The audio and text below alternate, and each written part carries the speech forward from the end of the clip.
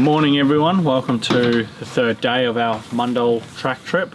So like I said yesterday, we're going to camp in Denmark now for 2 nights because we're down here in the height of summer and the chance of us finding free camps along this area are pretty slim. We've tried to camp down here before and we've really struggled, so we thought this is a nice caravan park. We've got the lovely river down the back here, and yeah, literally it's an awesome place to camp. So we thought, well, we'll come back here for 2 nights. So we camped here last night. We're gonna go back to Bow Bridge where we hopped off the Mundal Track, do the last leg today, finishing in Albany, and then we'll come back to Denmark and we'll stay the night here again tonight. So that's the plan. We just need to pack up the tent and the awning so we can use the car. A lot of people are going to leave their swags and stuff set up today because we're returning, and that's going to mean a bit of an easier pack up and a bit of an easier setup this afternoon when we come back. So let's get stuck into it.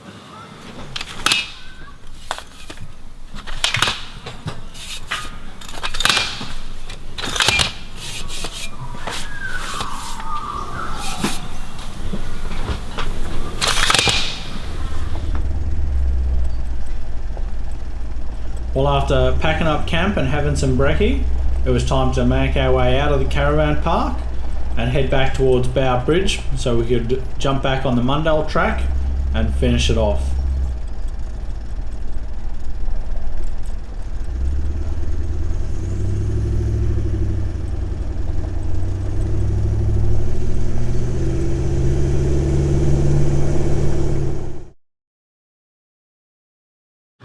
Well guys, we made it back now to where we departed the track yesterday afternoon here at Middle Road.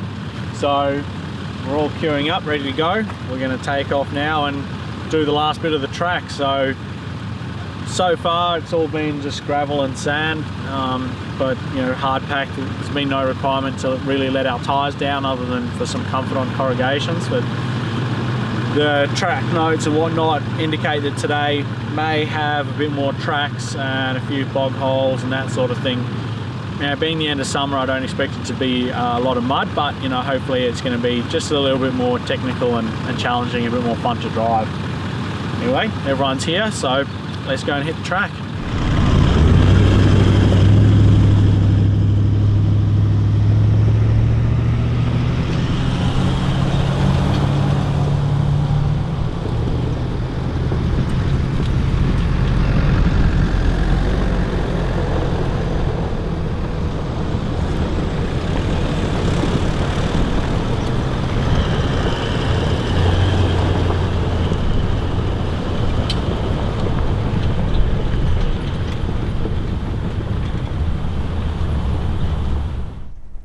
Well, if you're looking to come down and do the Mundal Track, one of the tips that I'll give you is to try and plan it perhaps to come down here in the wildflower season, which is normally September, October, November.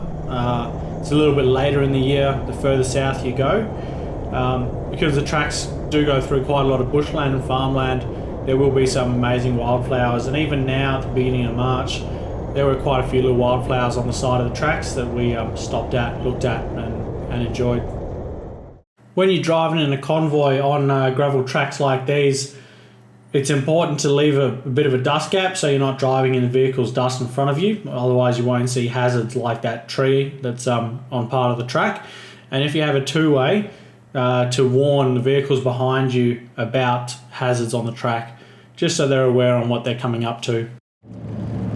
Well guys, between Walpole and Denmark and in the north in the forest there's a spot called Miller's Basin. And we camped here before when we climbed Bluff Knoll, and it's quite a nice spot.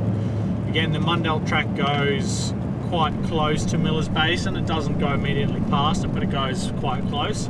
So we're taking a quick detour off of the track to go to Miller's Basin, maybe go for a swim, show the rest of the group what it's like, and then obviously we'll jump back on and rejoin the track and continue with it. So I think this is what you got to do, because the Mundal Track, from what we've seen so far, is just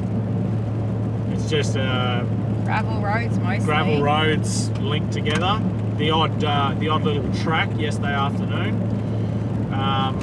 So yeah, you've sort of got to add your own bits of excitement to it. You know, take detours, go and check things out, go and check places out like Oakley Dam, Miller's Basin, places that you haven't been before that look interesting. Hop out of the car, climb Mount Frankland, that sort of thing. So, you know, that's sort of my general feel for the track. Yeah, I mean, it really gives you the option to tailor the track to, you know, what your interests are and what you like to do. So it does give you that bit of flexibility, unlike other tracks we do. Yep. And if, you know, I know it's going to come up, there's going to be a question about, you know, how do you plan, how do you find these places like Oakley Dam and Miller's Basin.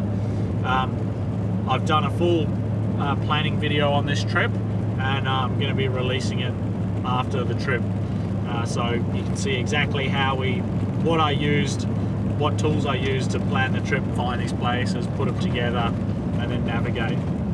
Hopefully that'll help you out.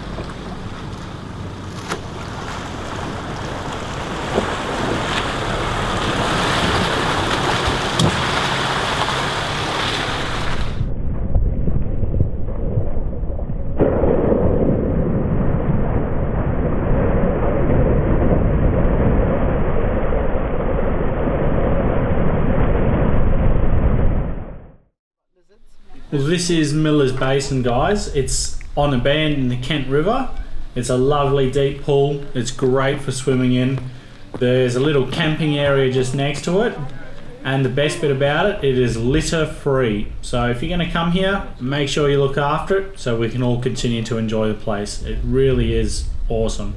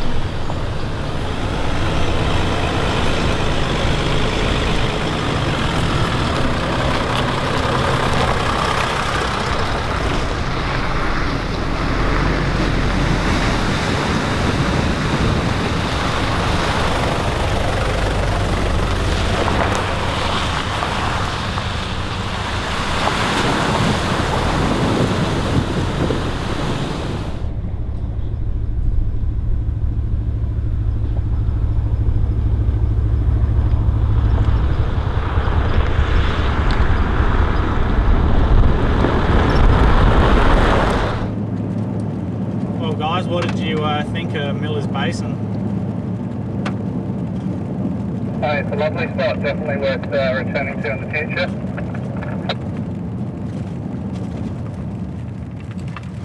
Yeah, it was awesome, Brad. You were just saying it was first job like the Blackwood wants to go there all the time. Yeah, isn't that the truth? Might have to subtitle some of the radio talk.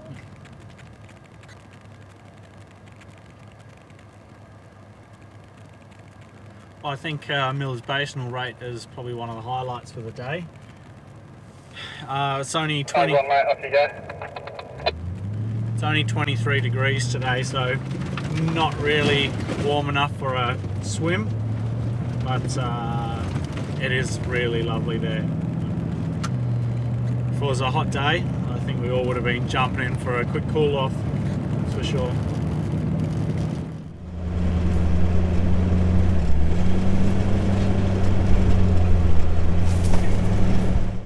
Well guys, we've just turned left onto Salami Road, and it is by far the most track-like track we've been on, so pinstripes guaranteed on this section of the Mundal Track, because yeah, I've had both. Maybe you're supposed to put salami down the side of your car before you come down. I've had both side mirrors flicked in, and yeah, it's not getting any better.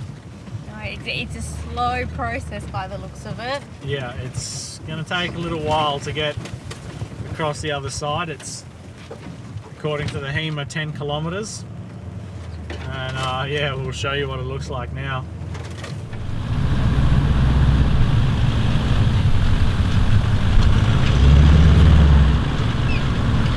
On the trip notes, it indicates that this section of Salami Road would have some ruts and possibly pose a bit of a challenge in the wet. Now, as you can see, I would definitely agree with that. So if you're going to come through this section of Mundal Track in winter, make sure you're prepared for a bit of mud.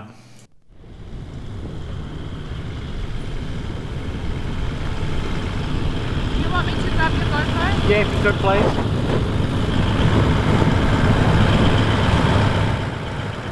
Well, it wasn't very long again before we were into our next set of challenges. This is marked in the route notes as a big hole, and was probably the one piece of the track where I needed low range.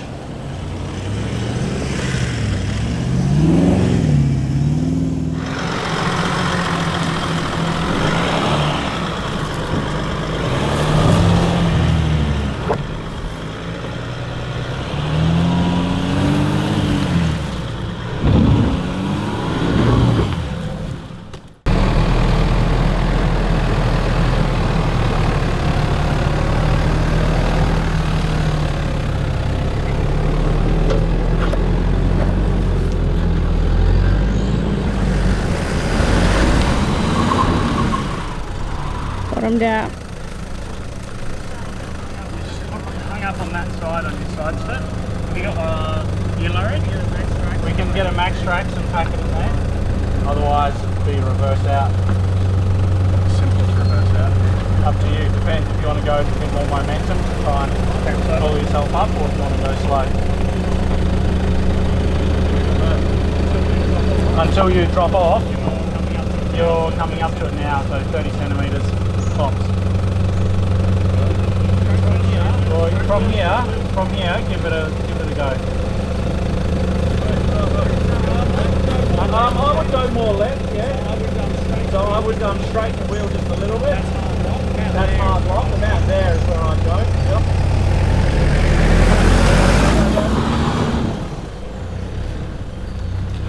The more you go to the left, the better it is.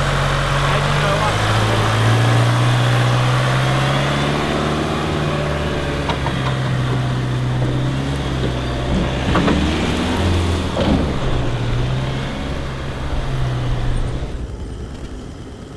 In crawl control.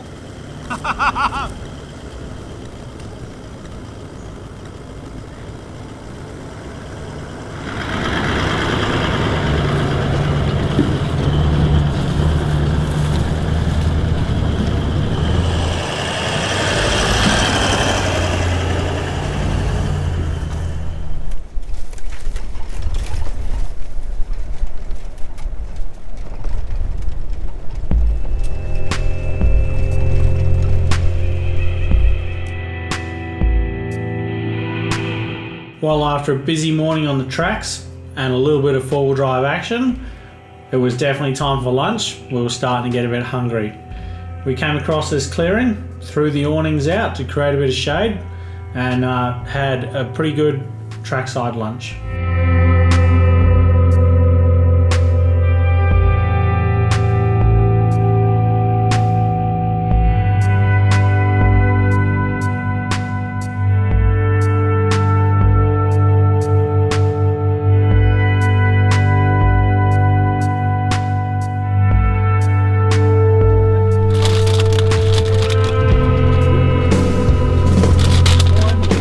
Holy cow.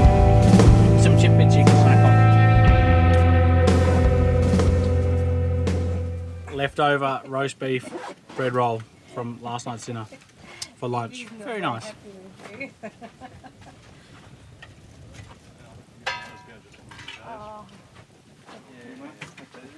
Oh, this has happened. Can I pick it back up? It's warm, man. Can someone turn on the aircon? Well, we've just finished our lunch. It was a bit of an impromptu lunch spot. We really didn't have anywhere nice to go to. There were no picnic spots or parking spots or lookouts or anything, so we just found a clearing on the edge of the track, which was near that plantation, and set the awnings up for a bit of shade and had a good feed for lunch. So we're back on the tracks now. It's early afternoon, and we probably only have maybe 100 kilometres tops to go, maybe a bit less, maybe 80. So yeah, but it goes through the back of Redmond State Forest near Albany, and yeah, it's known in winter to be very wet, and the trip note's warned of some river crossings and being very boggy. yeah, bog holes, which obviously I expect to be dry, but you know, they're going to be rutted out. You're still going to need to go through there with a bit of caution. So yeah, still got a little bit of track to go, but today's probably definitely been the most fun day with the most amount of tracks. The other days have really just been driving on gravel roads, other than the end of yesterday. Yeah, you definitely notice that it gets more enjoyable to drive the further south you head from Perth. So like the first day was a very uneventful day with just bitumen and gravel roads. Yeah. So yeah, so hopefully we get a bit more action, and yeah, we'll show it to you if we do.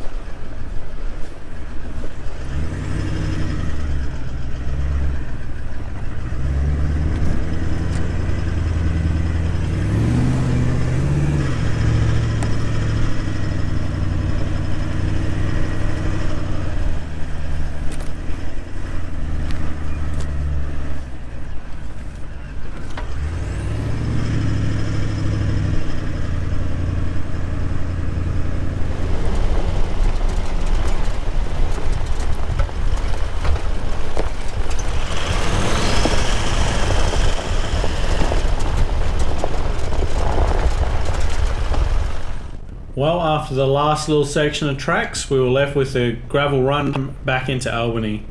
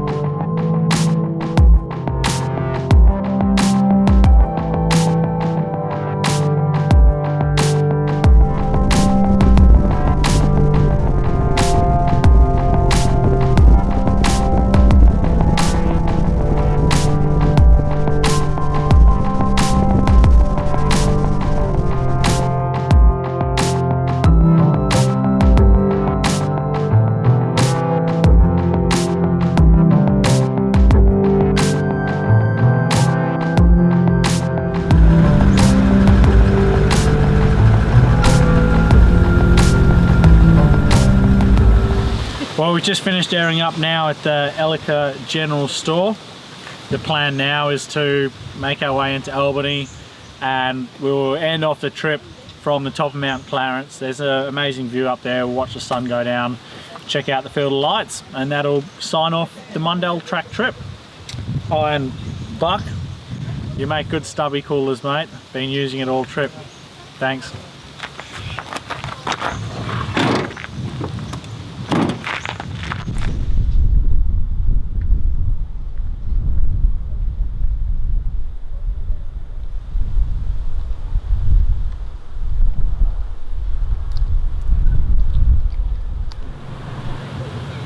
Well guys, this does mark the end of our Mundal Track trip. So we're down here in Albany now, we've completed the track.